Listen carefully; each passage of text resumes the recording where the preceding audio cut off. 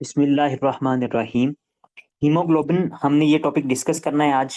Haemoglobin का अगर हम मेन काम देखें ना, तो हमारे पास हीमोग्लोबिन ऑक्सीजन ट्रांसपोर्ट में हेल्पफुल होती है। ऑक्सीजन ट्रांसपोर्ट, ठीक है जी। और इसके अलावा हमारे पास अगर हीमोग्लोबिन ना हो तो क्या ऑक्सीजन की ट्रांसपोर्टेशन जो है वो आपके पास हो सकती है या नहीं हो सकती। अगर हम बॉडी में टोटल आपके पास टोटल ऑक्सीजन की बात करें ना, टोटल ऑक्सीजन, तो वो आपके पास टोटल ऑक्सीजन का जो 98% आपके पास, ये जितनी भी आपकी बॉडी में टोटल ऑक्सीजन है उसका 98% जो पार्ट होता है वो आपके पास हीमोग्लोबिन के साथ बाउंड होता है, ठीक है। और बाकी कितनी बच गई, बाकी हमारे पास बच गई 2%। और ये जो 2% बाकी की ऑक्सीजन होती है हमारे पास, ये डायरेक्टली आपके पास जो ब्लड होता है ना, ब्लड में डिसॉल्व होती है, ठीक हो गया। हीमोग्लोबिन के साथ बाउंड नहीं होगी, बल्कि ये directly dissolve in blood,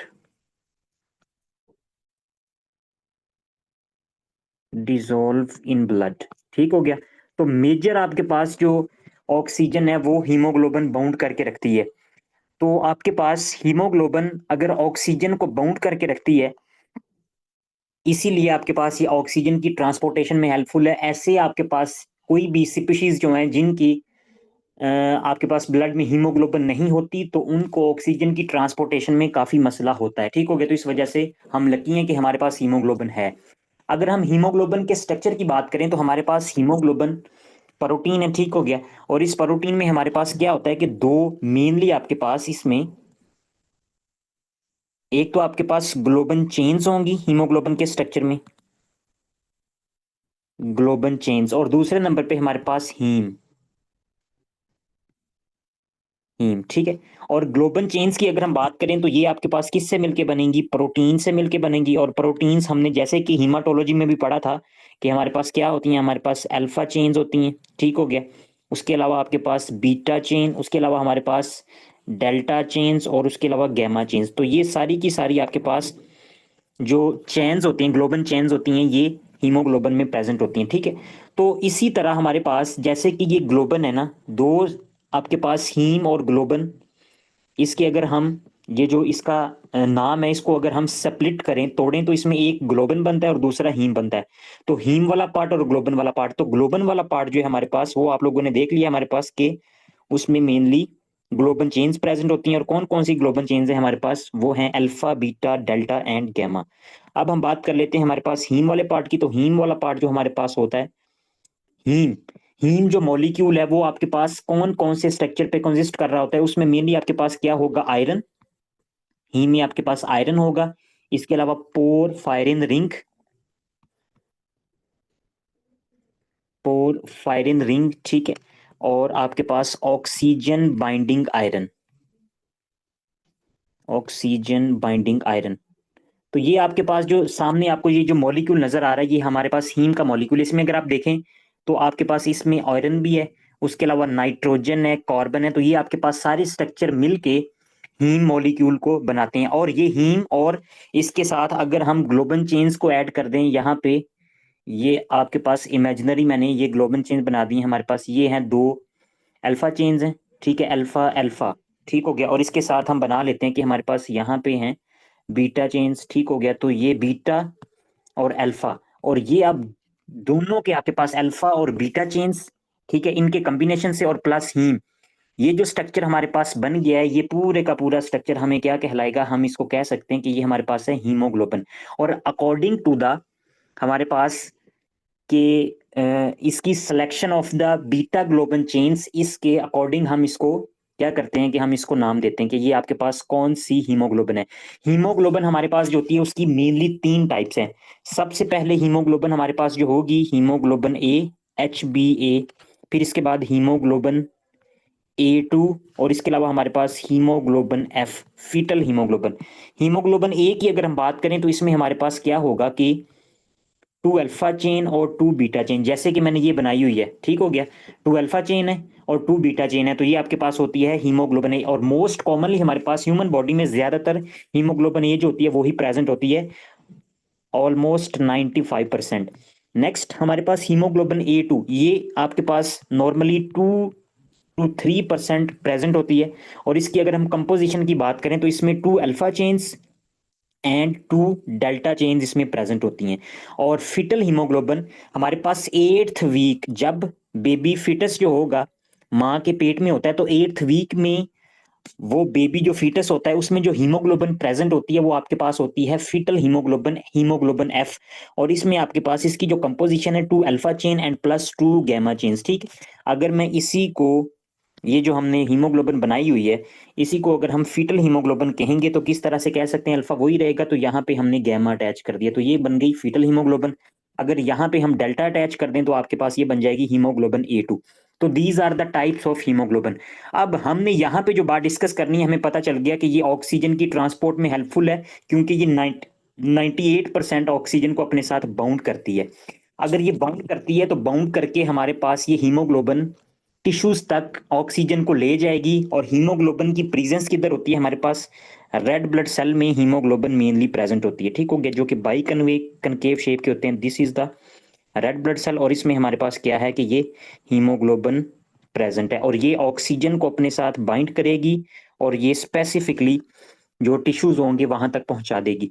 next हमारे पास अगली बात, इसको डिस्कस करने से पहले आप लोगों को पता होना चाहिए कि हमारी बॉडी में ऑक्सीजन जो हीमोग्लोबिन के साथ बाइंड होती है ना, इसकी बाइंडिंग जो आपके पास अफिनिटी है वो किस तरह से है, ये आपके पास एक मैकेनिज्म फॉलो करती है जिसको हम बोलते हैं एलोस्टेरिक। एलोस्टेरिक का मतलब क्या होगा हमारे पास, एलोस्टेरिक पहले यहां पे मैं लिखता हूं, एलोस्टेरिक। एलोस्टेरिक का मतलब है हमारे पास अदर साइड, अदर साइड। यहां पे एक हम हीमोग्लोबिन का स्ट्रक्चर बना लेते हैं, ठीक है, और इसके पास 4 मोइटीज हैं, मतलब कि इसके पास 4 साइट्स हैं, attaching sites for the oxygen, ठीक है। हीम में आपके पास मेनली आयरन के साथ जो ऑक्सीजन है ना वो अटैच होता है, तो ये आयरन है आपके पास। तो आयरन के आपके पास 4 पॉकेट्स होंगी। तो हमने कहा कि हीमोग्लोबिन में 4 पॉकेट्स हैं जिधर ऑक्सीजन अटैच होगी, जैसे कि यहाँ पे ऑक्सीजन आ जाएगी, यहाँ पे और यहाँ पे ऑक्सीजन आ जाएगी, ठीक है। तो एक दफा इसको रिमूव कर देते हैं हमारे पास। अब एलोस्टेरिक मैकेनिज्म की आपके पास इसमें जो फॉलो ये करती है वो किस तरह से करती है कि अगर फर्स्ट ऑक्सीजन हमारे पास यहाँ पे अटैच होगी ना, तो अदर साइड के ऊपर आपके पास इसके अलावा जो नेक्स्ट साइट है या दूसरी साइड जो है वहां पे ये ऑक्सीजन की अफिनिटी को बढ़ा देगी। अगर एक पॉइंट के ऊपर ऑक्सीजन आके अटैच हुई है, तो आपके पास इसकी अटैचमेंट की वजह से जो बाकी आपके पास इसके पॉइंट है वहां पे ऑक्सीजन की जो अटैचमेंट है, जो अफिनिटी है, वो इंक्रीज हो जाएगी, ठीक हो गया। इसको बोलते हैं हमारे पास पॉजिटिव एलोस्टेरिक इफेक्ट। अगर नेगेटिव एलोस्टेरिक इफेक्ट की बात करूं तो हमारे पास कोई भी ऐसी चीज यहां पे अगर आके अटैच हो गई है, जैसे कि मैंने कह दिया 2,3-BPG, 2,3-बिस फॉस्फो ग्लिसरेट, तो ये आपके पास नेगेटिव एलोस्टेरिक इफेक्ट को शो करती है। इसका मतलब ये होगा कि अगर ये एक पॉइंट पे आके अटैच हो गया है तो ये ऑक्सीजन को अटैच नहीं होने देगा बल्कि ऑक्सीजन को रिलीज करवाएगा, ठीक हो गया। तो इसको बोलते हैं नेगेटिव एलोस्टेरिक इफेक्ट, ठीक हो गया। और ऑक्सीजन जो आपके पास होती है ये क्या शो करती है, ये शो करती है पॉजिटिव एलोस्टेरिक इफेक्ट,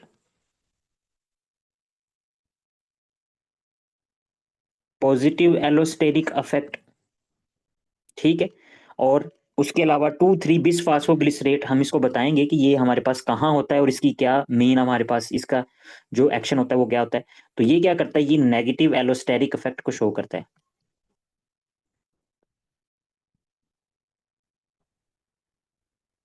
ठीक हो गया जी, यहां तक बात कंप्लीट होगी।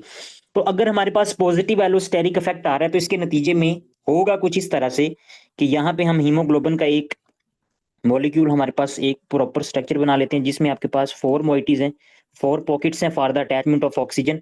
तो जब हमारे पास पहली ऑक्सीजन अटैच होगी तो सेकंड ऑक्सीजन की अटैचमेंट के लिए हमारे पास क्या होगी कि अफिनिटी इंक्रीज हो जाएगी, ठीक हो गया। तो यहां पे हम लिख देते हैं कि हमारे पास इंक्रीज अफिनिटी,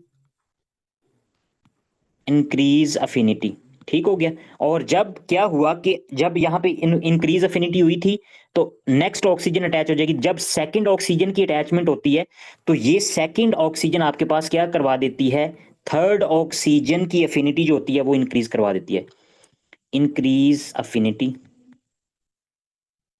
ठीक हो गया।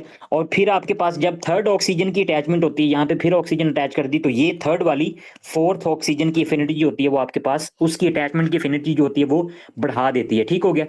तो अगर आपके पास ऑक्सीजन की अटैचमेंट है, थर्ड आपके पास 3 ऑक्सीजन अटैच हैं हीम के आयरन के साथ, तो ये आपके पास ऑक्सीजन को एक्सेप्ट करने की अफिनिटी जो होती है वो आपके पास 300 टाइम्स इंक्रीज हो जाएगी।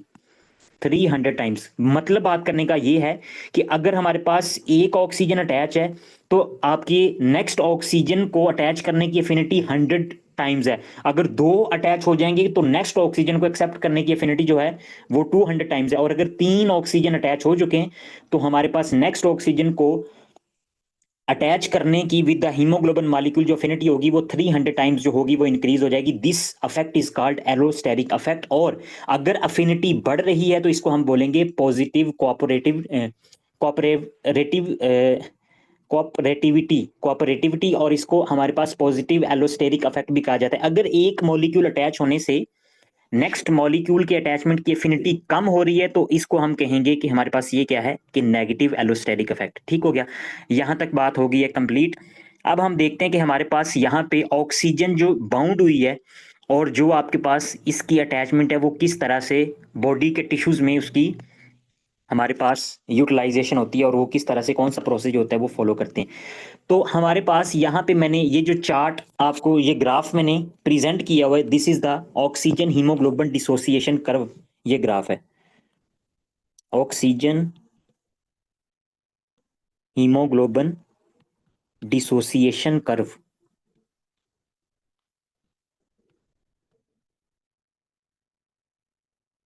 यहां पे अगर आप देखें तो हमारे पास ये क्या है, ये एक्स एक्सिस है और this is the y axis. X axis पे वो क्या कह रहा है हमारे पास, उसने शो किया हुआ है कि ऑक्सीजन पार्शियल प्रेशर, ठीक है जी, partial pressure of oxygen on the X axis. And Y axis पे उसने क्या शो किया, वो हमारे पास परसेंटेज सैचुरेशन ऑफ हमारे पास ऑक्सीजन विद द हीमोग्लोबिन। तो ये आपके पास क्या है, यहाँ पे ऑक्सीजन की परसेंटेज है कि हीमोग्लोबिन के साथ कितनी ऑक्सीजन जो है वो अटैच है। तो जब हमारे पास यहाँ पे 120 पार्शियल प्रेशर ऑफ ऑक्सीजन है तो यहाँ पे आप लोग देख सकते हैं कि यहाँ पे हीमोग्लोबिन की ऑक्सीजन के साथ जो अटैचमेंट की सैचुरेशन है, परसेंटेज है, वो भी 100% है। ठीक हो गया।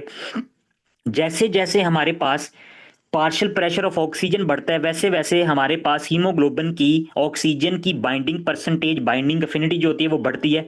लेकिन वो आपके पास बढ़ती तो है, अगर ये आपके पास आपके सेम सीक्वेंस से बढ़े तो ग्राफ कुछ इस तरह से शो हो, जिस तरह से शो होना चाहिए, लेकिन ग्राफ ऐसे शो नहीं होता बल्कि हमारे पास एस शेप में शो होता है। ठीक हो गया। एस शेप में शो इसी वजह से होता है कि आपके पास जब पहला ऑक्सीजन बाइंड होता है तो आपके पास अफिनिटी बढ़ जाती है, दूसरा होता है तो और ज्यादा बढ़ जाती है, जब तीसरा होता है तो वो और ज्यादा बढ़ जाती है। जैसे कि हमारे पास यहाँ पे ऑक्सीजन की पार्शियल प्रेशर बढ़ रहा था, ऑक्सीजन की अमाउंट बढ़ रही थी, तो पहला ऑक्सीजन का मॉलिक्यूल अटैच हुआ। ठीक हो गया। फिर पार्शियल प्रेशर और बढ़ा तो आपके पास यहां तक 2 ऑक्सीजन के मॉलिक्यूल अटैच हो गया। फिर अगर और बढ़ा तो 3 मॉलिक्यूल अटैच हो गए। जब 3 मॉलिक्यूल अटैच हो गए तो जब फिर फर्दर आपने ऑक्सीजन की कंसंट्रेशन को बढ़ाया तो फिर आपके पास सैचुरेशन जो थी हीमोग्लोबिन में प्रॉपर वो पूरी की पूरी बढ़ गई। अगर ये आपके पास एक ही सीक्वेंस से बढ़े कि जैसे जैसे पार्शियल प्रेशर बढ़ रहा है तो वैसे से वैसे आपके पास ऑक्सीजन की कंसंट्रेशन बढ़े, तो ग्राफ कुछ इस तरह से नजर है, बल्कि ऐसे नहीं होता, क्योंकि एलोस्टेरिक इफेक्ट जो होता है वो प्रॉपर्टी यहाँ पे फॉलो की जाती है। ठीक हो गया जी।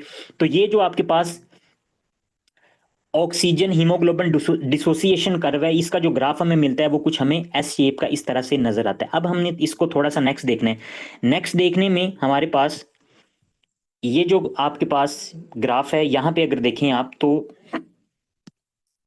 यहाँ पे ऑक्सीजन की जो saturation partial pressure of oxygen था, ठीक है जी, वो हमारे पास कितना था, वो था 100। तो 100 पे हमारे पास कितनी थी ऑक्सीजन हीमोग्लोबिन सैचुरेशन, वो हमारे पास 100 थी।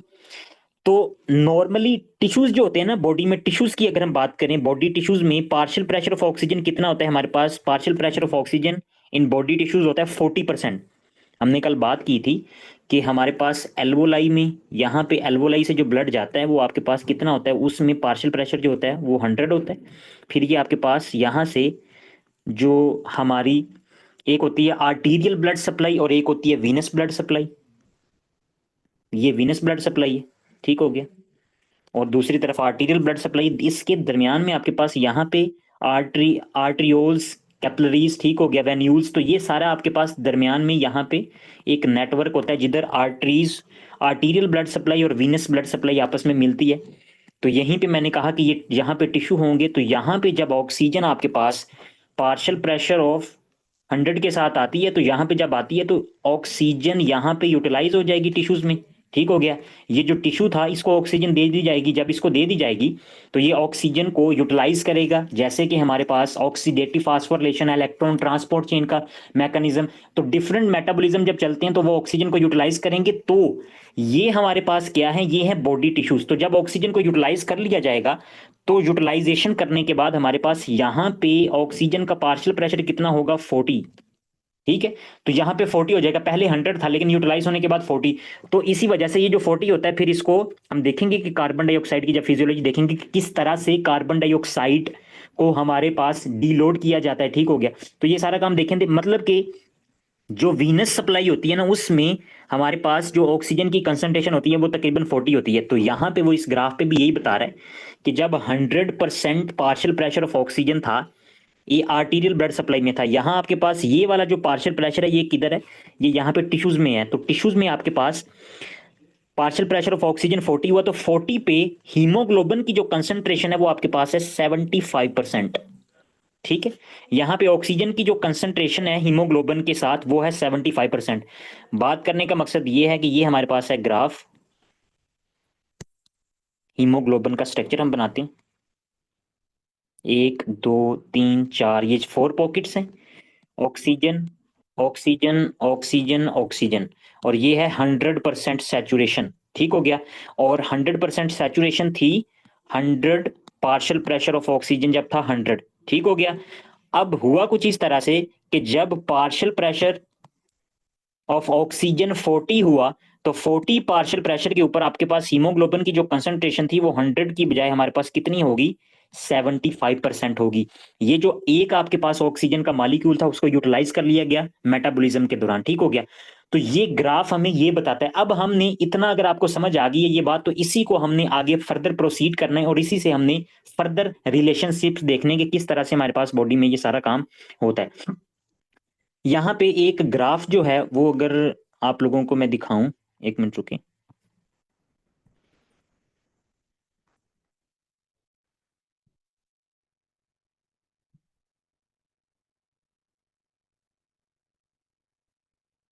ये हमारे पास जो ग्राफ है इसको अगर आप लोग देखें तो नॉर्मली अगर lungs partial pressure of oxygen कितना था, 100 था, ठीक हो गया। और लंग्स सैचुरेशन ऑक्सीजन के साथ हमारे पास लंग्स आपके पास जितनी एल्वोलाई में ऑक्सीजन का पार्शियल प्रेशर होता है उतना ही हमारे पास ब्लड में कर देते हैं, वो सेम हो जाता है। और टिश्यूज में आपके पास पार्शियल प्रेशर ऑफ ऑक्सीजन कितना होता है, टिश्यूज की अगर हम बात करें तो वो होता है 40, ठीक हो गया। तो टिश्यूज में परसेंटेज सैचुरेशन ऑक्सीजन की कितनी होगी, 75% होती है, ठीक हो गया, क्योंकि वहां पे पार्शियल प्रेशर इतना होता है। अब हमने राइट शिफ्ट की आगे बात करनी है, तो इसी को अगर अभी हमने यहां तक बात डिस्कस की है कि हमारे पास कि आपके पास जो पार्शियल प्रेशर जब 40 होगा, लंग्स में 100% होता है, तो लंग्स में परसेंटेज सैचुरेशन ऑक्सीजन हीमोग्लोबिन की 100% होती है। और टिश्यूज में पार्शियल प्रेशर ऑफ ऑक्सीजन 40 होता है, तो वहां पे हीमोग्लोबिन की जो कंसंट्रेशन होती है वो 75% होती है। अब हम नेक्स्ट चलते हैं थोड़ा सा। तो हमारा ये जो ग्राफ है ना हमारे पास, इसकी थोड़ी सी मॉडिफिकेशन करने के लिए हमारे पास यहाँ पे इस ग्राफ को थोड़ा सा उन्होंने दो तरह से एक्सप्लेन किया गया। यहाँ पे दो कर्व्स उन्होंने बनाई गई हैं। वो ये कह रहा है कि हमारे पास जो हीमोग्लोबिन होती है ना वो दो फॉर्म में होती है, ठीक हो गया। एक होती है हमारे पास टॉट फॉर्म और एक होती है रिलैक्स्ड फॉर्म। एक आपके पास होगी टॉट फॉर्म और एक होती है हमारे पास रिलैक्स्ड फॉर्म।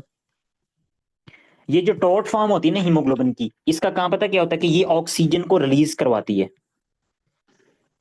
ये ऑक्सीजन को रिलीज करवाएगी। और टॉट फॉर्म हमारे पास ये ऐसी कंडीशन में, टॉट फॉर्म हीमोग्लोबिन की टॉट फॉर्म तब बनती है कि जब आपके पास बॉडी में मेटाबॉलिज्म ज्यादा हो जाए और ज्यादा टिश्यूज को ऑक्सीजन की जरूरत हो, तो हीमोग्लोबिन टॉट फॉर्म में मॉडिफाई हो जाती है। और रिलैक्स्ड फॉर्म हमारे पास ये क्या होती है कि ये होल्ड ऑन ऑक्सीजन के, ये होल्ड ऑन करती है, ऑक्सीजन को रिलीज नहीं होने देती, होल्ड ऑन O2। ये मैं बात बताता हूँ कि हमारे पास ये जो मैं बात कर रहा हूँ इसका क्या मतलब है। अब होगा कुछ इस तरह से कि हमारे पास ये जो ग्राफ है ना हीमोग्लोबिन की, आपके पास according to the taut form and relaxed form, ये जो कर्व है ना इसमें चेंज आएगा। ये जो रेड साइड को कर्व हुई है ये आपके पास है राइट शिफ्ट, राइट शिफ्ट, ठीक है। और जो आपके पास बैक बैक तरफ ग्रीन आपको जो कर्व नजर आ रही है, this is the left shift, this is the left shift, ठीक है। और दरमियान में हमारे पास है नॉर्मल कर्व। तो हमने देखा कि हमारे पास जब 100% पार्शियल प्रेशर ऑफ ऑक्सीजन था तो हीमोग्लोबिन की जो सैचुरेशन थी वो भी 100% थी। लेकिन जब यहाँ पे 40% पे आया काम, ठीक हो गया, तो 40% पे हमारे पास पार्शियल प्रेशर ऑफ ऑक्सीजन जब 40% आया, तो यहाँ पे देखें कि आपके पास सैचुरेशन 75% होगी। लेकिन अकॉर्डिंग टू द इन्वायरमेंट, कि जैसा ब्लड में इन्वायरमेंट होगा उसके अकॉर्डिंग जो हीमोग्लोबिन होगी वो खुद को मॉडिफाई करेगी। मॉडिफाई करने का मतलब ये है कि या तो वो ऑक्सीजन को होल्ड ऑन कर लेगी कि ऑक्सीजन को मैं रिलीज नहीं करूंगी, या आपके पास क्या करेगी कि ऑक्सीजन को रिलीज करेगी कि बॉडी में मेटाबॉलिज्म ज्यादा है, ऑक्सीजन की डिमांड बढ़ गई है। अगर बॉडी में ऑक्सीजन की डिमांड बढ़ गई है तो आपके पास जो कर्व आपको नजर आएगी वो कुछ इस तरह से नजर आएगी, राइट शिफ्ट। तो इसका क्या मतलब है, यहां पे अगर आप राइट शिफ्ट देखें तो सेम हमारे पास अगर 40% पे, ये ग्राफ जो है ना, ये ग्राफ उन्होंने बिल्कुल एक्यूरेट नहीं बनाया हुआ, लेकिन हम थोड़ा सा इसको यहाँ पे 40% पे अगर देखें ना हमारे पास, तो अब देखें कि इस 40% पे पीछे जो ऑक्सीजन की कंसंट्रेशन बच रही है वो कितनी बच रही है। आप लोग देख सकते हैं कि कितनी बच रही है, वो तकरीबन बच रही है हमारे पास 25%, मतलब कि पीछे कम रह गई है। हीमोग्लोबिन ने क्या किया, ज्यादा से ज्यादा ऑक्सीजन को रिलीज करवा दिया, ठीक हो गया। तो रिलीज जो आपके पास ऑक्सीजन हो जाती है, इसका मतलब ये होता है कि हमारे पास राइट शिफ्ट हो गई है और ऑक्सीजन ज्यादा डिलीवर कर दी गई। इसी के अपोजिट हमारे पास है जो रिलैक्स्ड फॉर्म होती है जिसमें ऑक्सीजन को होल्ड डाउन कर लिया जाता है। सेम ग्रीन कर्व आप लोग देखें तो हमारे पास यहाँ पे ये जो ग्रीन कर्व है 40 के ऊपर आपके पास यहाँ पे अगर हम बनाएं तो यहाँ पे सेम कितने परसेंट ऑक्सीजन की सैचुरेशन है, तकरीबन 80%। तो मतलब ये ऑक्सीजन को डीलोड नहीं कर रही, ऑक्सीजन को नहीं छोड़ रही, उसको पकड़ के रखा हुआ है। तो ये जो डिसोसिएशन कर रहा है हमारे पास ऑक्सीजन की मॉडिफिकेशन, ऑक्सीजन का जो हमारे पास इसका बिहेवियर होता है उसको शो करती है मेनली। तो सबसे पहले हम शो करते हैं हमारे पास यहाँ पे हम एक्सप्लेन करते हैं राइट शिफ्ट को हम शो करते हैं, फिर हम देखेंगे लेफ्ट शिफ्ट को।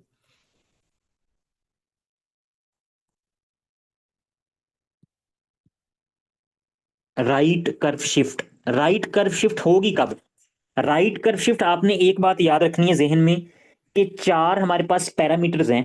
इजीली अगर आपको इसको ना, क्योंकि ये भूल जाती है तो रटा लगाने के लिए, चार चीजें हैं।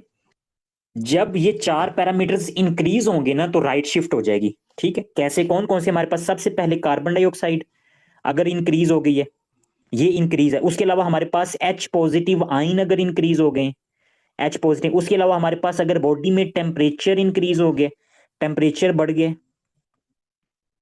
तीसरी चीज। और चौथी चीज हमारे पास अगर बॉडी में 2 3 बिस फॉस्फोग्लिसरेट का आपके पास अमाउंट इसकी इंक्रीज हो गई है, तो ये सारी की सारी हमारे पास इसके नतीजे में क्या होगा कि कर्व जो होगी वो राइट शिफ्ट चली जाएगी। क्यों चली जाएगी, क्योंकि अगर कार्बन डाइऑक्साइड का लेवल बॉडी में बढ़ गया तो बॉडी में मेटाबॉलिक आपके पास जो रेट होगा, मेटाबॉलिज्म इंक्रीज हो जाएगा, मेटाबॉलिज्म इंक्रीज हो जाएगा। तो अगर मेटाबॉलिज्म इंक्रीज हो जाएगा तो ज्यादा ऑक्सीजन की जरूरत है।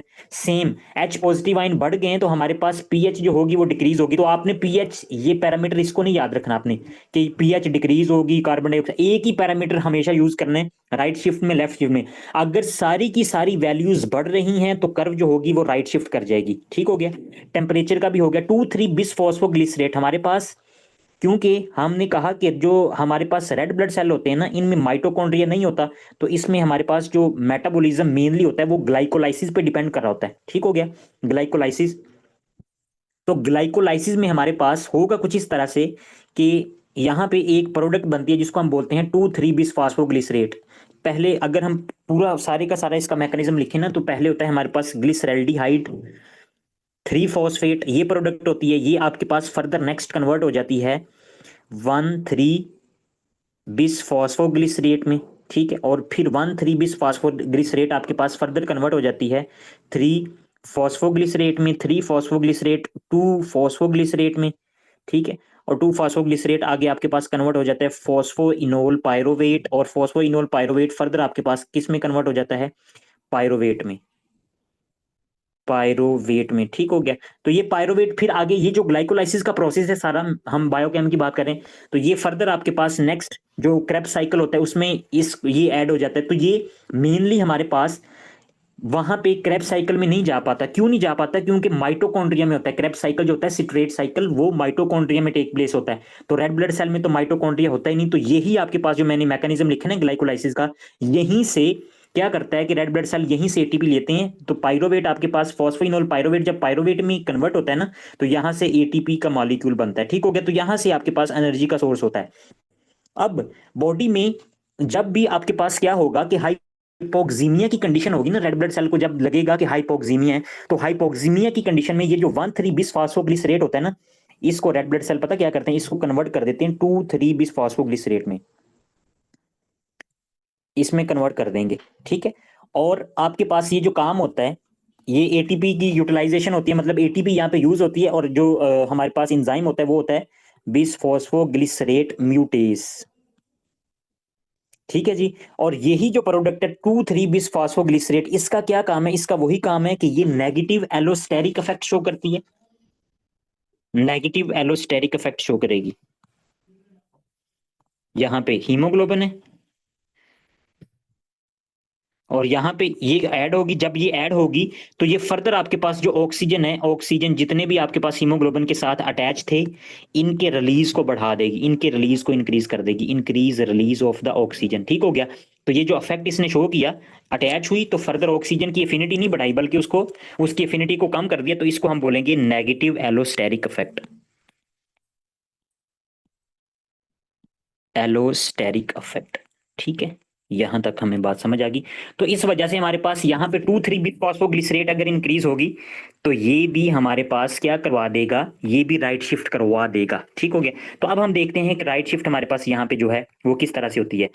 नॉर्मली आपके पास पार्शियल प्रेशर ऑफ ऑक्सीजन 100 था, तो सैचुरेशन ऑफ हीमोग्लोबिन, ठीक हो गया, हीमोग्लोबिन की सैचुरेशन विद ऑक्सीजन 100% थी। जैसे जैसे हमारे पास यहाँ पे आप पहले नॉर्मली देखते हैं, तो नॉर्मली आपके पास जब हमने कहा कि बॉडी टिश्यूज की हम बात करें, तो बॉडी टिश्यू में जब आपके पास पार्शियल प्रेशर ऑफ ऑक्सीजन कितना पहुंचा, वो पहुंचा 40। तो 40 पे हमारे पास जो हीमोग्लोबिन थी वो 70% सैचुरेटेड थी। लेकिन अगर इन्वायरमेंट चेंज हो चुका है, कार्बन डाइऑक्साइड बढ़ गई है, हमारे पास H पॉजिटिव आयन बढ़ गए, टेम्परेचर इंक्रीज हो गया 2,3 बिसफॉस्फोग्लिसरेट, तो ये जो कर्व होगी ये शिफ्ट हो जाएगी टुवर्ड्स द राइट। तो जब राइट साइड पे शिफ्ट होगी तो अब यहाँ पे देखें, आप लोग देख सकते हैं कि हमारे पास यहाँ पे इस तरह से कुछ ये बनी है, ठीक हो गया।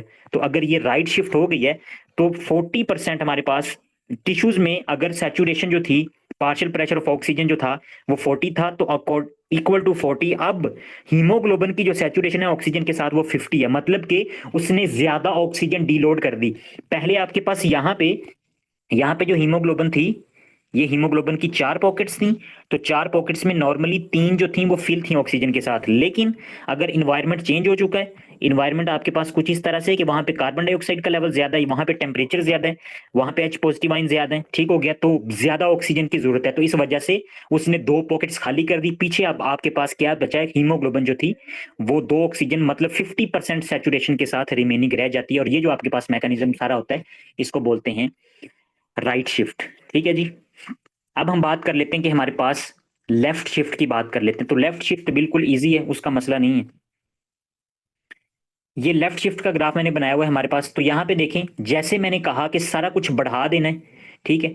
अगर आप कभी भी किसी चीज को, किसी भी चीज की कसरत दे रहे हैं, तो वो आपके पास क्या हो जाएगी कि उसकी अफिनिटी कम हो जाती है। Excess of everything is bad. तो यहाँ पे हमारे पास क्या हो रहा था, excess of everything is bad, कि आपने एक्सेस कर दी हर चीज की। अगर एक्सेस कर दी तो एक्सेस के नतीजे में क्या हुआ कि अफिनिटी जो थी वो कम होगी, ऑक्सीजन की अफिनिटी कम हो रही है क्योंकि वो ज्यादा रिलीज हो रही है।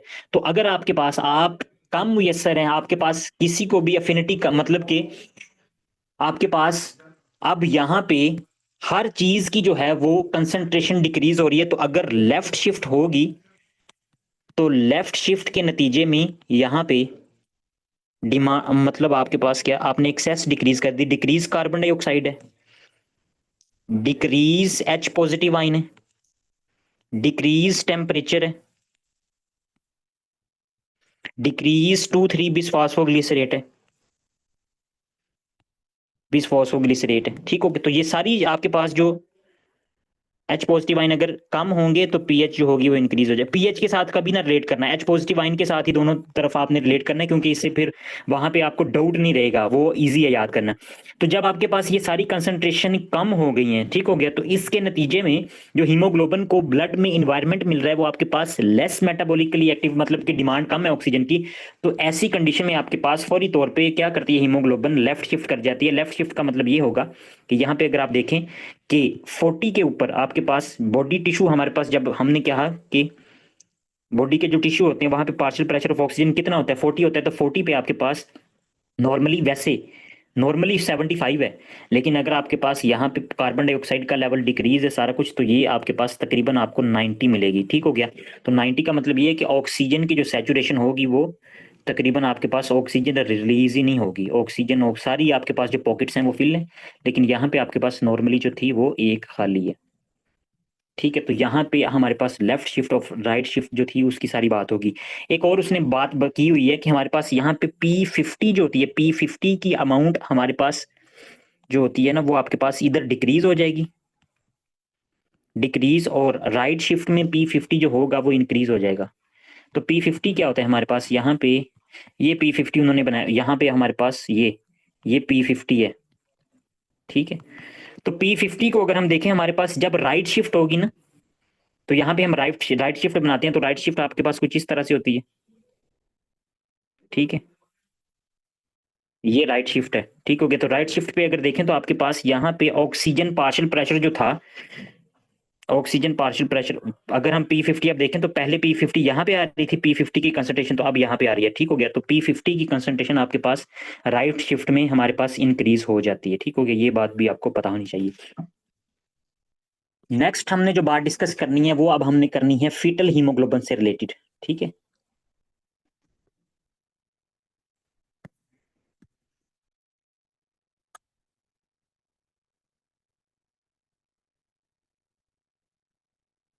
फीटल हीमोग्लोबिन, फीटल हीमोग्लोबिन हमारे पास, इसकी अगर हम कंपोजिशन की बात करें तो इसमें आपके पास 2 alpha chain and 2 gamma chain, ये आपके पास यहाँ पे इसकी कंपोजिशन होती है।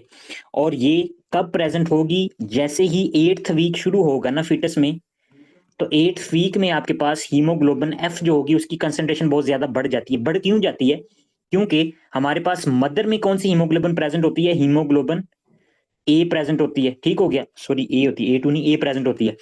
तो हीमोग्लोबिन ए जो होती है वो आपके पास, उसमें जो ऑक्सीजन की अफिनिटी होती है ना,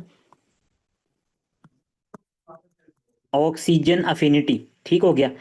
और फिर इसके बाद आपके पास इसकी ऑक्सीजन अफिनिटी को भी हमने चेक करना है, हमने बात कर ली ऑक्सीजन अफिनिटी की, और यहाँ पे हमने हीमोग्लोबिन, हमारे पास एफ भी है, तो इसमें भी ऑक्सीजन अफिनिटी को चाहिए। तो हीमोग्लोबिन एफ की जो ऑक्सीजन के साथ अफिनिटी होती है ना वो ज्यादा होती है, ठीक हो गया। वो इसी वजह से ज्यादा होती है ताकि इसको कम ऑक्सीजन मिले, मदर को ऑक्सीजन कम मिले, ठीक हो गया, और फीटस को, फीटल की जो सर्कुलेशन है वहां पे ऑक्सीजन ज्यादा बाउंड होके आपके पास फीटस की तरफ आए। इस वजह से हीमोग्लोबिन एफ की ऑक्सीजन के साथ बाइंडिंग कैपेसिटी जो होती है वो ज्यादा होती है। यहाँ पे एक एमसीक्यूज आता है हमारे पास इसके साथ रिलेटेड, कि जो हीमोग्लोबिन एफ होती है ना हमारे पास, ये लेफ्ट शिफ्ट काज करवाती है, क्यों, क्योंकि हमारे पास ये 2,3 बिस फास्फोग्लिसरेट जो आपके पास 2,3 बीपीजी मैंने कहा ना, उसकी बाइंडिंग को चेंज कर देती है, उसकी बाइंडिंग नहीं होने देती। क्यों नहीं होने देती, क्योंकि 2,3 बीपीजी, ठीक है, ये हीमोग्लोबिन के साथ बाइंड होता था, यहाँ पे हीमोग्लोबिन के साथ बाइंड होता था, लेकिन ये हीमोग्लोबिन के साथ कहां पे बाइंड होता है, ये होता है हमारे पास बीटा चेन के साथ बाइंड होता है, ठीक है। बीटा चेन के साथ आपके पास इसकी बाइंडिंग होती है स्पेसिफिकली। अब हमने कहा कि हीमोग्लोबिन एफ में कौन कौन सी हीमोग्लोबिन है, बीटा ग्लोबिन चेन कौन कौन सी है, 2 अल्फा एंड 2 गैमा। तो क्या आपके पास हीमोग्लोबिन एफ में कोई बीटा चेन है, तो इसी वजह से बीटा चेन प्रेजेंट ही नहीं होती। तो क्या 2,3 बीपीजी आके अटैच होगा, अगर ये बीपी 2,3 बीपीजी आके अटैच ही नहीं होगा तो क्या आपके पास ये नेगेटिव एलोस्टेरिक इफेक्ट को शो कर पाएगा, कर ही नहीं पाएगा, ये ऑक्सीजन को रिलीज ही नहीं करवा पाएगा। इसी वजह से आपके पास 2,3 बीपीजी जो होती है वो आपके पास अटैच नहीं हो पाती, और अगर अटैच नहीं हो पाएगी तो जाहिर बात है जो शिफ्ट होगी, अगर ऑक्सीजन को रिलीज नहीं किया जा रहा, तो ऑक्सीजन अगर रिलीज नहीं होगी, बाइंड ही रहेगी, तो हमारे पास जो होगी वो लेफ्ट शिफ्ट के साथ हीमोग्लोबिन डिसोसिएशन कर्व जो होगी वो लेफ्ट शिफ्ट के साथ प्रेजेंट करेगी। ठीक हो गया, तो ये थी बात हमारे पास इसके साथ रिलेटेड। तो फीटल हीमोग्लोबिन में HbF होती है और इसका क्या इफेक्ट होता है, 2,3-BPG जो होती है वो अटैच नहीं हो पाती। ये MCQs अक्सर आता है। अब हम आखिरी बात करते हैं हमारे पास कार्बन मोनोऑक्साइड पॉइजनिंग की।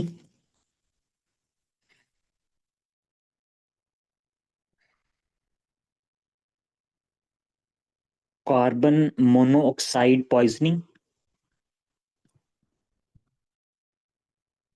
हमारे पास कार्बन मोनोऑक्साइड जो होती है ना, इसकी जो हीम का आयरन होता है ना, उसके साथ जो अफिनिटी होती है वो आपके पास 240 टाइम इंक्रीज होती है, more than oxygen. More than oxygen, ठीक हो गया, किसके साथ? Iron of haem. यहां पे हम एक हीम का वैसे ही स्केच बना लेते हैं। ये हीम का मॉलिक्यूल हमने कहा, ठीक है। तो यहाँ पे ऑक्सीजन भी प्रेजेंट है और यहाँ पे कार्बन मोनोऑक्साइड जो है वो भी प्रेजेंट है। ठीक हो गया, तो अगर ये दोनों प्रेजेंट है तो कार्बन मोनोऑक्साइड जो है ना, इसकी एफिनिटी कितनी, 240 टाइम इंक्रीज है। तो ये कहेगी मैं अटैच होंगी, मैं तुम्हें नहीं आने दूंगी। तो इस वजह से आपके पास कार्बन मोनोऑक्साइड पॉइजनिंग में आपके पास जो हीमोग्लोबिन होती है ना, ऑक्सी हीमोग्लोबिन होती है। जब आपके पास हीमोग्लोबिन के साथ ऑक्सीजन अटैच होती है, तो जब कार्बन मोनोऑक्साइड वहां पे अटैच हो जाएगी तो वो ऑक्सी हीमोग्लोबिन नहीं देगी, बल्कि वो क्या बन जाएगी, कार्बोक्सी हीमोग्लोबिन। कार्बोक्सी हीमोग्लोबिन, ठीक है जी, यहां तक बात क्लियर होगी। फर्दर हमारे पास दो काम ये करेगी। एक तो हमारे पास ये इसके साथ अटैच हो जाएगी। फर्दर जो ऑलरेडी अटैच ऑक्सीजन है उसको डीलोड नहीं होने देगी और साथ नेक्स्ट ऑक्सीजन को बाइंड नहीं होने देगी। अगर नेक्स्ट ऑक्सीजन को बाइंड नहीं होने देगी, क्यों क्यों अगर आपके पास ये कार्बोक्सी हीमोग्लोबिन की कंडीशन हो चुकी है, कार्बन मोनोऑक्साइड पॉइजनिंग है, तो क्या हम बाहर से सप्लीमेंटल ऑक्सीजन अगर पेशेंट को देंगे तो क्या वो ठीक हो पाएगा? वो ठीक नहीं हो पाता, क्योंकि ऑक्सीजन जितनी मर्जी दे दो तो वो तो रिसीव ही नहीं करेगा। ठीक हो गया, तो आपके पास इस वजह से एलोस्टेरिक मॉडिफिकेशन हो जाती है इस कंडीशन में कि कार्बन मोनोऑक्साइड जब हुई अटैच हुई तो ये एलोस्टेरिक मॉडिफिकेशन कर देती है, ना ऑक्सीजन को बाइंड करेगी और ना उसको डीलोड होने देगी। ठीक है, तो इसके नतीजे में आपके पास जो पेशेंट प्रेजेंट करेगा, मेन इसका यही मैकेनिज्म है। ठीक हो गया, जो मैंने यहाँ पे आपको बता दिया। बुक पे भी चलते हैं, उसमें भी यहाँ वहां पे मैं जाके आपको इसको रीड करके मैं आपको बताऊंगा नेक्स्ट, लेकिन मेन आपके पास इसका जो मैकेनिज्म होता है वो यही होता है। तो पेशेंट की जो प्रेजेंटेशन होती है ना कार्बन मोनोऑक्साइड पॉइजनिंग के साथ, वो प्रेजेंट करेगा हमारे पास हेडिक, हेडेक के साथ प्रेजेंट करेगा नोजिया, डिजीनेस,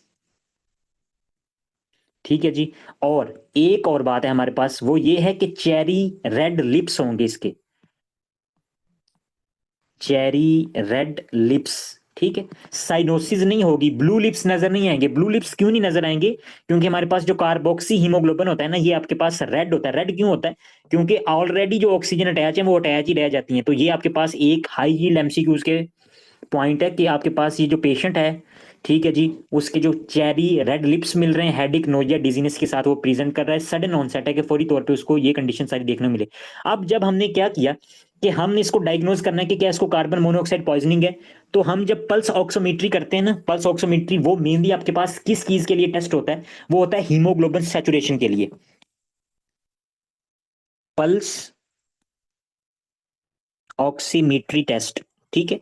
तो ये मेनली किसके लिए परफॉर्म किया जाता है? हमारे पास ये हीमोग्लोबिन सैचुरेशन के लिए परफॉर्म किया जाता है, ठीक है। तो यहां पे हमें बिल्कुल भी नहीं पता चलेगा, क्योंकि सैचुरेशन तो पूरी है, ऐसा तो नहीं है कि ऑक्सीजन अटैच नहीं हो रही हमारे पास। उसने ये तो नहीं, उसको आपके पास डिफरेंशिएट नहीं करना उसने कि क्या आपके पास जो हीमोग्लोबिन के साथ जो भी अटैच हो रहा है क्या वो कार्बोक्सी हीमोग्लोबिन है या ऑक्सी हीमोग्लोबिन है। तो ये कांट डिफरेंशिएट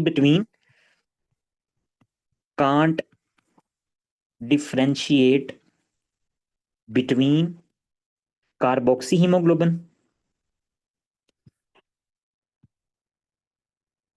ठीक है, और उसके अलावा हमारे पास ऑक्सी हीमोग्लोबिन। तो इन दोनों के दरमियान आपके पास ये क्या होता है कि ये डिफरेंशिएट नहीं कर पाती। अगर ये डिफरेंशिएट नहीं कर पाती तो पल्स ऑक्सीमेट्री से हम चेक कर सकते हैं? नहीं, हमें नहीं पता चलेगा। फिर हमने क्या किया, हमने एक टेस्ट परफॉर्म किया जिसमें हमने कार्बोक्सी हीमोग्लोबिन के लेवल को चेक करना है। अब हमने ब्लड में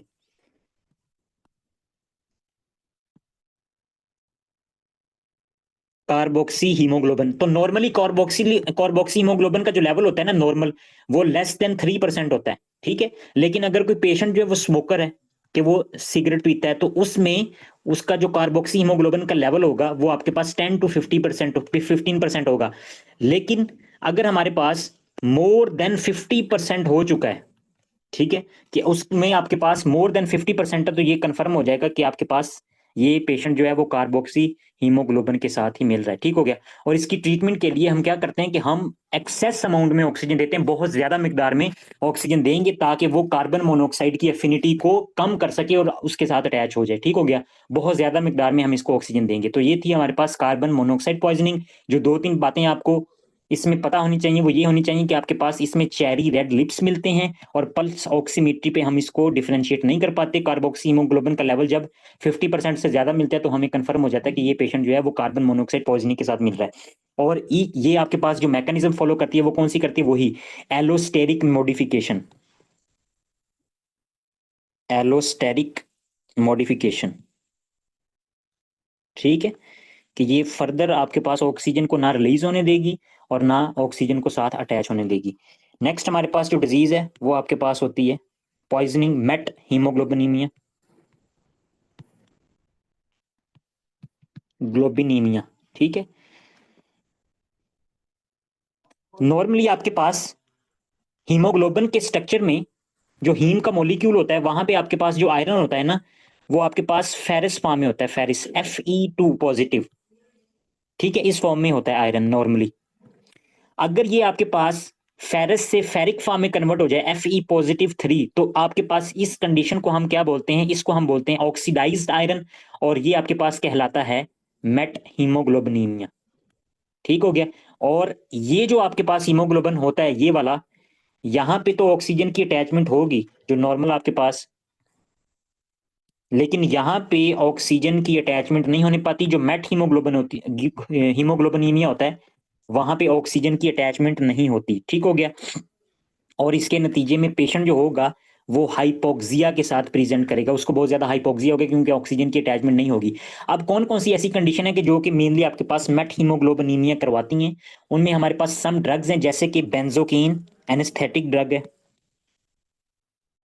बेंजोकिन, एंड प्लस हमारे पास nitric oxide NO, and plus हमारे पास डेप्सोन, ये एंटीबायोटिक है, डेप्सोन। ठीक है। तो ये जो सारी ड्रग होंगी ये हमारे पास ये फेरिस आयरन को फेरिक में कन्वर्ट कर देती हैं, जिसके नतीजे में मेट हीमोग्लोबिनीमिया हो जाता है पेशेंट को। ठीक हो गया।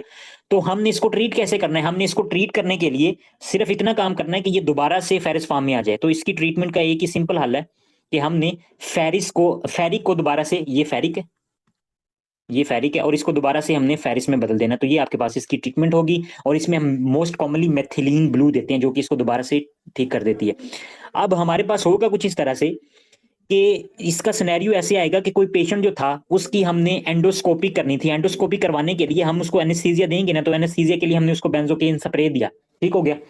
तो जब बेंजोकेन स्प्रे दिया तो आपके पास ये जो पेशेंट था वो फौरी तौर पे किस तरह से शॉर्टनेस ऑफ ब्रेथ के साथ प्रेजेंट करना शुरू हो गया, dyspnoea, SOB, shortness of breath.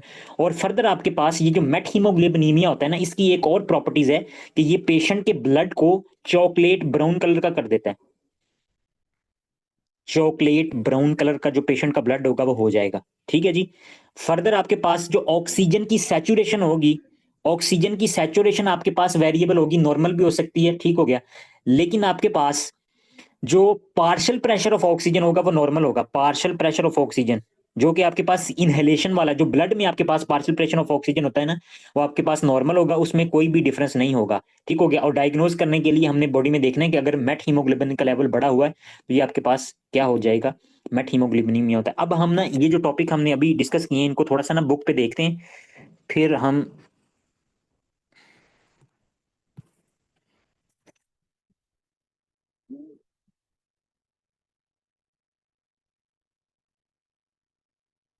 हमने ये टॉपिक पढ़ लिया है, ऑक्सीजन हीमोग्लोबिन डिसोसिएशन कर्व। ठीक है। इसके अलावा हमने ये भी हीमोग्लोबिन भी पढ़ लिया और ये ऑक्सीजन कंटेंट ऑफ ब्लड पढ़ लिया है हमने। मेट हीमोग्लोबिनीमिया इसको देखते हैं, थोड़ा सा मैं रीड करवा दूं क्योंकि थोड़ा ये कंफ्यूजिंग है। हमारे पास हुआ कुछ इस तरह से कि iron in haemoglobin is normally in a reduce state ferrous. ठीक है, Fe2, just the two of us. Oxidised form of haemoglobin ferric Fe3 does not bind oxygen as readily as Fe2 but has high affinity for cyanide, tissue hypoxia, from decrease oxygen saturation, decrease oxygen content, ठीक हो गया। तो इसके नतीजे में होगा कुछ इस तरह से कि आपके पास ये टिश्यू हाइपोक्सिया काज करवा देगा, क्योंकि ऑक्सीजन की सैचुरेशन कम होगी और डिक्रीज ऑक्सीजन कंटेंट, ये बाकी जो रिमेनिंग ऑक्सीजन रह जाती है ना बाइंड, उसको भी डीलोड नहीं होने देता। और ये साइनाइड के साथ इसकी जो अफिनिटी होती है ना बहुत ज्यादा होती है। बात करने का मकसद ये है कि अगर मेट हीमोग्लोबिनीमिया हो गया किसी पेशेंट को, तो यहाँ पे Fe3 पॉजिटिव है, ठीक है। अब इसके साथ ऑक्सीजन तो अटैच नहीं होगी, जो ऑलरेडी अटैच है वो और ज्यादा टाइटली बाउंड हो जाएगी, और ये साइनाइड को अपने साथ अटैच करना में माहिर होता है, कि ये कहता है कि मैं साइनाइड को अपने साथ अटैच करूंगा। अच्छा, इसके नतीजे में एंड रिजल्ट क्या मिलता है कि tissue hypoxia. This ferrous form is called methaemoglobinaemia. While typical concentration are 1 to 2%, methemoglobinemia will occur at higher level and may present with cyanosis, does not improve with supplemental oxygen. जब हम इसको supplemental oxygen देंगे तो ये improve नहीं होगा, क्योंकि आपके पास ये ऑक्सीजन को बाइंड ही नहीं करेगा, ठीक हो गया। और ऑक्सीजन को बाइंड नहीं करेगा, सिर्फ साइनाइड को बाइंड करता है, ठीक है। विद चॉकलेट कलर्ड ब्लड, तो ब्लड का कलर जो होगा वो चॉकलेट कलर का हो जाएगा। साइनाइड को बार बार इसमें लेके आ रहा है, उसका क्या काम है मैं बताता हूं आपको। डेप्सोन लोकल एनेस्थेटिक बेंजोकेन, ठीक है जी। नाइट्राइट्स फ्रॉम डाइटरी इनटेक और पोल्यूटेड वाटर सोर्स, ठीक है। अगर कोई पेशेंट नाइट्राइट्स उसने इंजेस्ट कर ली है, ठीक हो गया, और cause poisoning by oxidising Fe2 to Fe3। इसके अलावा हमारे पास methaemoglobinaemia can be treated with methylene blue and vitamin C, इन दोनों से हम ट्रीट कर सकते हैं। इसके साथ डेप्सोन ड्रग एक लिख लें, कि डेप्सोन जो होती है वो भी आपके पास ये काज करवा देती है, ठीक है। एंटीबायोटिक ड्रग है डेप्सोन, जिसके नतीजे में आपके पास ये पेशेंट को मेट हीमोग्लोबिनीमिया जो है वो हो सकता है। और नाइट्रिक ऑक्साइड जो होती है वो भी आपके पास करवा देती है, ठीक है जी। और मेट हीमो इसका ना मोस्ट कॉमनली ये ट्रीटमेंट आता है कि अगर पेशेंट को ऐसा हो चुका है, जो सिनेरियो मैंने दिया कि पेशेंट को कोई भी एनेस्थीसिया हमने देना, तो एनेस्थीसिया के दौरान आपके पास क्या हुआ है कि पेशेंट को सारी कंडीशन हो गई है, शॉर्टनेस ऑफ ब्रेथ के साथ मिल रहा है वो सारी बातें, और फिर हमने क्या किया कि हीमोग्लोबिन जब उसने बॉडी में देखा मेट हीमोग्लोबिन का लेवल ज्यादा है और उसका जो कलर है, उसके ब्लड का कलर वो चॉकलेट है। तो दो चीजें ना, दो तीन चीजें जो स्पेसिफिक हैं, जो कि एमसीक्यूज के पॉइंट ऑफ व्यू से वो हिट करेगा। यहाँ पे ये एमसीक्यूज है, चॉकलेट कलर ब्लड और कहीं नहीं मिलता। और हमारे पास कार्बन मोनोऑक्साइड पॉइजनिंग में क्या होता है कि जो पेशेंट के लिप्स होते हैं, चेरी रेड स्किन जो उसको देखने को मिलती है। अब हमने कार्बन मोनोऑक्साइड पॉइजनिंग जो देखी थी वो हमारे पास motor exhaust gas heaters fire victims, कि हमने अक्सर सुना होगा कि एक कमरे में कुछ लोग जो थे वो आग वाली जो हमारे पास क्या होती है उसको जला के सो गए, तो रात वो सुबह तक जब हमने देखा तो वो सारी की सारी जो डेड बॉडीज थी, लाशें पड़ी हुई थी, ठीक हो गया। तो मोस्ट कॉमनली वो कंबस्टन के दौरान हमारे पास जब कोल कोल आपके पास जब उसका कंबस्टन होती है, तो वहां से कार्बन मोनोऑक्साइड की रिलीज होता है, तो इस नतीजे में गैस हीटर्स हैं, ठीक है। मोटर एग्जॉस्ट के जो आपके पास गाड़ियां होती हैं वहां से भी पेशेंट की जो प्रेजेंटेशन होगी वो हमारे पास headache, vomiting, confusion, visual disturbance, coma, may have cherry red skin, MCQs है जी ये, ठीक हो गया। विद बोलस स्किन लीजन्स, ठीक हो गया, कुछ ऐसा भी होगा कि उसके स्किन पे धब्बे नुमा आपके पास स्किन फाइंडिंग्स मिलेंगी, ठीक हो गया। बुलेट्स मिलेंगे, ये आपके पास होते हैं वो आपकी स्किन की फाइंडिंग के जो वाटर फील्ड होती हैं। मल्टीपल विक्टिम्स में be involve family due to faulty furnace, furnace वही होती है जो आग जलाने के लिए हम यूज करते हैं, हीटर्स वगैरह। तो ये पूरी की पूरी फैमिली जो होगी वो आपके पास इसमें involve. Normal partial pressure of oxygen, oxygen का जो पार्शियल प्रेशर होगा वो नॉर्मल होगा। इसका क्या मतलब है कि आपके पास जब आप ऑक्सीजन को देखेंगे ना, वो नॉर्मल होगी आपके ब्लड में, ठीक हो गया। और उसके अलावा आपके पास एलिवेटेड कार्बोक्सी हीमोग्लोबिन, लेकिन जो हीमोग्लोबिन है, हीमोग्लोबिन एलोस्टेरिकली इफेक्ट हो चुका है, तो हीमोग्लोबिन आपके पास कार्बन मोनोऑक्साइड को बाइंड करके बैठा हुआ है। Classically associated with bilateral globus pallidus lesion. अच्छा, ये ग्लोबस पैलिडिस हमारे पास यहाँ पे एक स्ट्रक्चर होता है, ठीक हो गया, बेजल गैंग्लिया का ये पार्ट है, ग्लोबस पैलिडिस एक्सटर्ना और इंटरना, ठीक है। यहाँ पे पोटामिन होता है, पोटामिन, ग्लोबस पैलिडिस, एक्सटर्नस, एक्सटर्ना, इंटरना, ठीक है। ऊपर आपके पास अगर हम बात करें तो यहाँ पे क्वाड्रेट न्यूक्लियस होता है, तो ये सारा बेजल गैंग्ली का पार्ट है। सबस्टेंशिया नाइग्रा होता है। तो मोस्ट कॉमनली ये आपके पास किसको इन्वॉल्व करता है, ये इन्वॉल्व करता है हमारे पास ग्लोबस पैलेडिस को इन्वॉल्व करता है। तो वहां पे जाके ये उसके लीजन करवा देगा, Aldous can rarely be seen with cyanide toxicity, ठीक हो गया। तो सम हाउ इस तरह भी होगा कि ये जो कंडीशन होती है वो साइनाइड टॉक्सिसिटी के साथ में मिलती है। लेफ्ट शिफ्ट होगी, लेफ्ट शिफ्ट क्यों होगी, क्योंकि आपके पास ऑक्सीजन नहीं उतरेगी, वो जितनी बाइंड है वो और ज्यादा फोर्सफुली बाइंड हो जाएगी। Increase affinity of oxygen, decrease O2 loading in the tissue, binds competitively to hemoglobin with more than 200 greater affinity than oxygen to form carboxy hemoglobin, decrease oxygen saturation of hemoglobin। Oxygen, अब हमने क्या करना है हमने इसकी treatment के लिए hyperbaric oxygen देनी है, हाइपरबैरिक इंक्रीज प्रेशर को इंक्रीज करवा के ऑक्सीजन देनी है ज्यादा प्रेशर में, तो ये उसको ट्रीट कर सके। यहाँ पे उसने ये कर्व दिखाई हुई है हमारे पास कि जो कार्बोक्सी हीमोग्लोबिन में हमारे पास कंडीशन होती है ना, वो कुछ इस तरह से देखने को मिलती है। वैसे तो आपके पास जो पार्शियल प्रेशर 100 होगा तो ऑक्सीजन आपके पास सैचुरेशन भी 100 होगी, लेकिन आपके पास अगर कोई पेशेंट जो है वो कार्बोक्सी हीमोग्लोबिन के साथ है तो उसमें आपके पास पहले ही 50% जो होती है ना ऑक्सीजन की सैचुरेशन होती है, ठीक है, 50% आपके पास ये सैचुरेट होगी। तो 50% के साथ भी अगर हम देखें तो वो भी आपके पास ये लेफ्ट साइड की तरफ चली गई है, बाकी रिमेनिंग जो थी ऑक्सीजन वो आपके पास अनबाउंड होगी, वो आपके पास सॉरी बाउंड बहुत ज्यादा स्ट्रांगली बाउंड हो जाएगी, वो अनबाउंड नहीं हो पाएगी, ठीक हो गया। तो ये कार्बोक्सी हीमोग्लोबिन में कुछ इस तरह से लेफ्ट शिफ्ट हमें देखने को मिलती है। अब हम बात कर लेते हैं हमारे पास मेट हीमोग्लोबिन, आखिरी बात रहेगी साइनाइड पॉइजनिंग।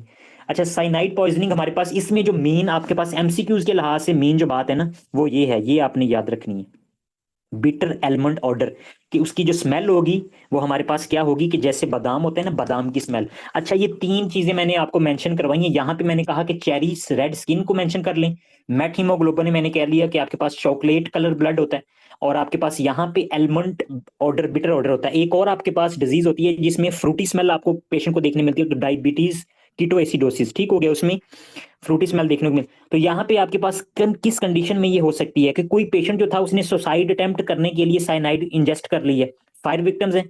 उसके अलावा सिंथेटिक प्रोडक्ट्स कंबस्टन की कोई ऐसी आपके पास धातें जहां बनती हैं ना, कोई ऐसी फर्म है वहां पे चीजों के आपके पास कंबस्टन से जो गैस रिलीज हो रही है, ठीक हो गया जी। तो ये सारी कंडीशन है, कुछ एप्रिकॉट सीड्स वगैरह, तो ये सारी कंडीशन यहाँ से हो सकती है। लेकिन पेशेंट जो प्रेजेंट करेगा headache, dyspnoea, drowsiness, seizures coma, skin में अपीयर फ्लश, चेरी रेड, इसमें भी चेरी रेड नजर आएगी, ठीक हो गया, इसमें भी और इसमें भी चेरी रेड। तो दोनों में फर्क ये है कि यहाँ पे bitter almond order, venules in the retina appear bright red, breath may have bitter almond. अच्छा, इसमें होता कुछ इस तरह से कि हमारे पास जो इलेक्ट्रॉन ट्रांसपोर्ट चेन है ना, इलेक्ट्रॉन ट्रांसपोर्ट चेन क्या काम करती है कि ऑक्सीजन को यूटिलाइज करवाएगी, ऑक्सीजन को यूटिलाइज करवा के हमारे पास यहाँ पे एटीपी बनती है ना, हमारे पास एटीपी बनती है इलेक्ट्रॉन ट्रांसपोर्ट चेन में। तो उसमें डिफरेंट हमारे स्टेप्स होते हैं, उसमें जो कॉम्प्लेक्स फोर होता है ना, कॉम्प्लेक्स फोर को जाके ये साइनाइड जो होती है ना, ये जाके उसके साथ बाइंड हो जाती है, कॉम्प्लेक्स फोर को बंद कर देती है। तो ऑक्सीजन का नेक्स्ट जो आपके पास मूव फॉरवर्ड का जो पाथवे होता है वो बंद हो जाता है, एटीपी नहीं बनेगी, ये सारा काम नहीं होगा। अच्छा, नॉर्मल पार्शियल प्रेशर, आपके पास partial pressure of oxygen normal होगा लेकिन वो यूटिलाइज नहीं हो रही। यूटिलाइज क्यों नहीं हो रही? क्योंकि आपके पास इलेक्ट्रॉन ट्रांसपोर्ट चेन चलती तो वो यूटिलाइज होती। तो लैक्टेट क्यों आपके पास बढ़ जाएगा? क्योंकि जब आपके पास ऑक्सीडेटिव फास्फोरिलेशन नहीं होगी तो हमारे पास जो पायरोवेट है वो लैक्टेट में कन्वर्ट हो जाएगा ताकि एनएडीपी बना सके, और एनएडीपी से फर्दर एनएडीपीएच बने, और फर्दर आपके पास, तो ये मेन काम यही होता है कि इलेक्ट्रॉन ट्रांसपोर्ट चेंज होती है ना उसमें रुक जाती है, ठीक है। एनाइन गैप मेटाबॉलिक एसिडोसिस, क्योंकि जब भी लैक्टेट हमने पहले डिस्कस किया है कि anionic gap metabolic acidosis lactic acidosis में किस तरह से हो जाता है, क्योंकि हमारे पास एक एनाइन गैप होता है, एक तरफ हमारे पास पॉजिटिव आइंस होते हैं, एक तरफ नेगेटिव होते हैं। तो नेगेटिव आपके पास मेनली क्लोरीन बाइकार्बोनेट्स और एनाइन गैप, और पॉजिटिव आपके पास सोडियम पे डिपेंड कर रहे होते हैं। तो जब भी ये जो आपके पास जितना एनाइन गैप होता है इसमें अगर आपके पास कोई भी अमाउंट बढ़ेगी, तो जैसे लैक्टेट इसमें लाई कर रहा है, तो जब ये बढ़ेगा तो एनाइन गैप बढ़ जाएगा, तो मेटाबॉलिक एसिडोसिस हो जाएगा। मेटाबॉलिक एसिडोसिस में क्या होता है कि आपके पास या तो एच पॉजिटिव आयन की कंसंट्रेशन बहुत ज्यादा बढ़ जाएगी, या बाइकार्बोनेट जो होंगे वो बॉडी से बहुत ज्यादा रिलीज हो जाएंगे। अच्छा जी, हमारे पास कर्व नॉर्मल, ऑक्सीजन सैचुरेशन में अपीयर नॉर्मल। अच्छा, ऑक्सीजन यहाँ पे कोई एलोस्टेरिक इफेक्ट नहीं आता, ऐसा नहीं हुआ कि वो जाके हीमोग्लोबिन के साथ अटैच होगी, ऐसा कुछ नहीं हुआ। वो गई है और जाके उसने कहा कि भाई मैं इलेक्ट्रॉन ट्रांसपोर्ट चेन को नहीं चलने दूंगी, मे appear normal despite ample oxygen सब। अच्छा जी, नेक्स्ट हमारे पास होगा कुछ इस तरह से कि इसकी जो ट्रीटमेंट है, तो ट्रीटमेंट में हमने क्या करेंगे, हमने इसमें हमारे पास हाइड्रोक्सी कोबलामीन हमने देना है, ठीक हो गया। तो ये क्या करता है कि ये साइनाइड के साथ बाइंड हो जाता है, बाइंड साइनाइड, ठीक हो गया। तो ये जब बाइंड हो जाएगा तो ये बन जाएगा साइनोकोबलामीन, ठीक हो गया, और ये इजीली रीनल के साथ एक्सक्रीट हो जाता है। उसके अलावा हमारे पास नेक्स्ट इसके ट्रीटमेंट के लिए हम क्या करेंगे, हम इसको नाइट्राइट्स देंगे, ठीक हो गया। और नाइट्राइट्स क्या करते हैं कि ऑक्सीडाइज हीमोग्लोबिन टू मेट हीमोग्लोबिनीमिया, पिछली आपके पास यहां पे आ जाते हैं। यहाँ पे वो क्या क्या कह रहा है कि नाइट्राइट्स जो है वो हीमोग्लोबिन को आपके पास ऑक्सीडाइज करके मेट हीमोग्लोबिनीमिया बना देते हैं। तो अगर हमने नाइट्राइट दिया तो नाइट्राइट देने से आपके पास मेट हीमोग्लोबिनीमिया बन गया। तो मेट हीमोग्लोबिनीमिया तो आपके पास उसकी तो अफिनिटी साइनाइड के साथ ज्यादा है, तो वो साइनाइड को अपने साथ अटैच कर लेगा। अगर बॉडी में साइनाइड ज्यादा है तो वो हमारे पास हीमोग्लोबिन के साथ क्या हो जाएगी, अटैच हो जाएगी। ठीक हो गया। तो इस वजह से नाइट्राइट्स देते हैं जो कि हीमोग्लोबिन को मेट हीमोग्लोबिनीमिया बना देता है, जिसके नतीजे में सारी की सारी साइनाइड जो होती है वो मेट हीमोग्लोबिन के साथ अटैच हो जाएगी और साइनो मेट हीमोग्लोबिन बन जाएगा, और जिसके नतीजे में टॉक्सिसिटी जो होगी वो साइनाइड की डिक्रीज हो जाएगी। या हम क्या करते हैं, सोडियम थायोसल्फाइड देते हैं और ये आपके पास साइनाइड को कन्वर्ट करता है थायोसाइनाइड में, जो कि रीनली एक्सक्रीट हो जाता है। ठीक हो गया। और ये आपके पास जो ये ट्रीटमेंट है, ये एमसीक्यूज है, ये हमेशा पूछा जाता है कि साइनाइड की ट्रीटमेंट में हम कौन कौन सी ड्रग देते हैं।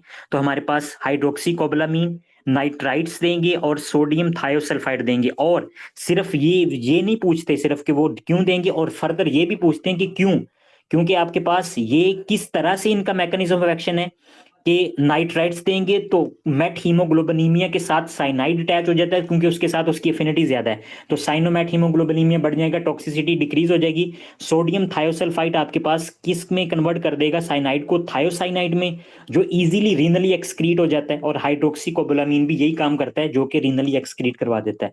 ठीक हो गया। तो ये था हमारा आज का